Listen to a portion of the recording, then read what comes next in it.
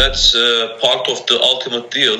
And it looks like, however promising and important those early negotiations are, that there is still a way for nailing out the details of that process. As recently our Foreign Minister Mevlut Çavuşoğlu mentioned, the Turkish primary concern is the stopping of having the ceasefire and stopping of the humanitarian tragedy first, and later we will have more time for negotiations and nailing out the details. But at this stage of the conflict, while still violence is ongoing, just being able to gather both clashing parties on the same table is an important success for Turkish diplomacy. And evidently that has become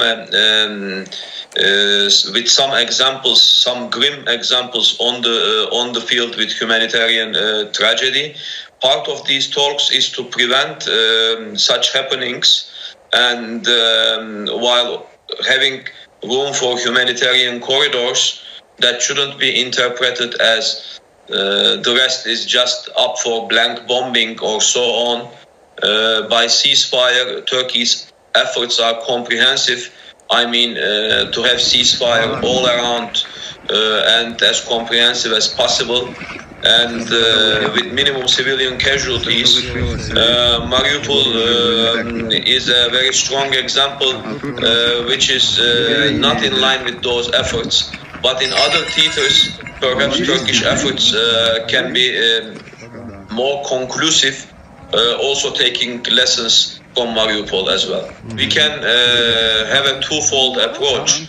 Above all is something related with your previous question about stopping violence on the spot, so that the pouring of millions of refugees, most recently it was 4 million plus and growing numbers, to prevent that outpouring of refugees by stopping violence on the ground. That's the most immediate effort that is needed.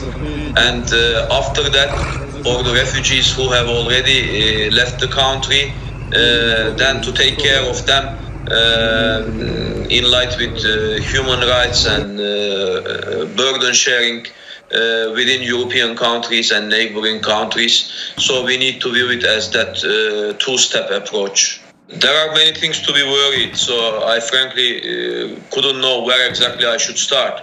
But above all, the humanitarian aspect also worries me the most, because those people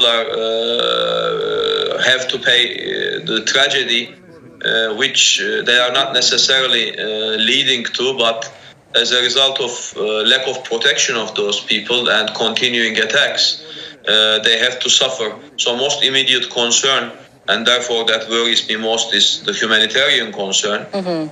But after that, and closely related, is that with limited political developments, by military heavily overtaking the place of diplomacy, is a serious cause of concern for Ukraine and beyond in terms of the European security, broadly speaking.